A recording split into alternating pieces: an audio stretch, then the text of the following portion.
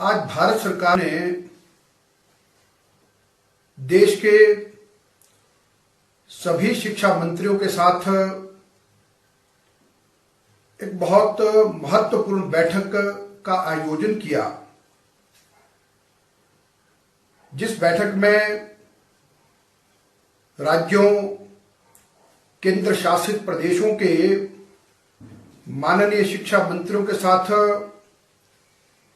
Central board of school education की 10+2 की परीक्षाओं तथा राज्य बोर्डों की परीक्षाओं के संबंध में वर्चुअल बैठक हुई। बैठक में उन्होंने हर प्रदेश के शिक्षा मंत्री को बात करने का अवसर दिया और अपने सुझाव भी दिए,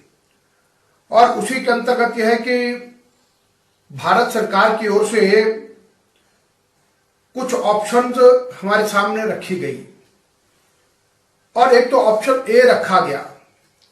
जिसमें यह कहा गया कि जैसे परीक्षाएं पहले चलती थी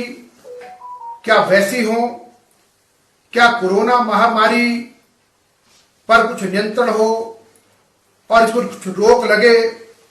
तो कैसे हालात होंगे, उसको कैसे किया जा सकता है। तो एक तो ऑप्शन ए में यह कहा गया है कि 3 घंटे की परीक्षा होगी, और उसमें यह भी कहा गया है कि यदि पहले की तरह सारा परीक्षा करवानी है तो उसमें लगभग 3 महीने का समय लगेगा। लेकिन अब उस पर भी एक विचार के लिए उन्होंने बिंदु दिया। दूसरा बिंदु उन्होंने यह दिया कि ऑप्शन बी, पहले 15 दिन में पेपर होंगे और उसके बाद 15 दिन का इंटरवल होगा और फिर अगले 15 दिन में पेपर होगा, और इस सारी प्रक्रिया में लगभग 1.5 महीना लगेंगे।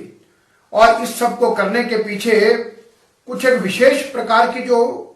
आगे आवश्यकताएं बच्चों के लिए रहती है, जो उनको प्रतियोगी परीक्षाओं में भाग लेने की जरूरत रहती है, कि 10+2 की परीक्षा के परिणाम के आधार पर ही, जैसे कि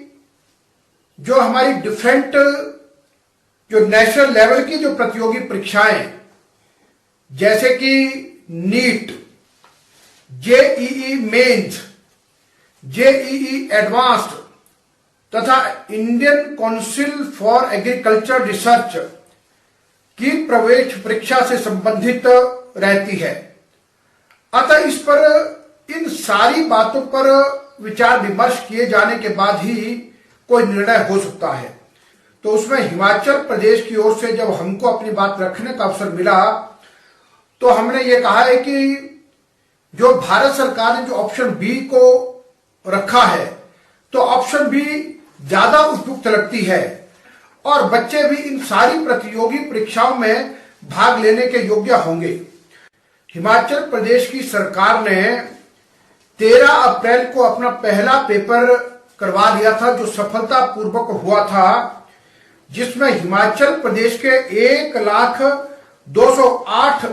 छात्र और छात्राओं ने भाग लिया था। और उसके बाद कोरोना संक्रमण के मामलों में एक अत्यंत वृद्धि के साथ पूरे देश के साथ 14 अप्रैल को हमने वे सारी परीक्षाएं स्थगित कर दी थी। और उसके पश्चात हिमाचल प्रदेश में एक विशेष जो प्रयास किए गए थे कि यहां पर 1795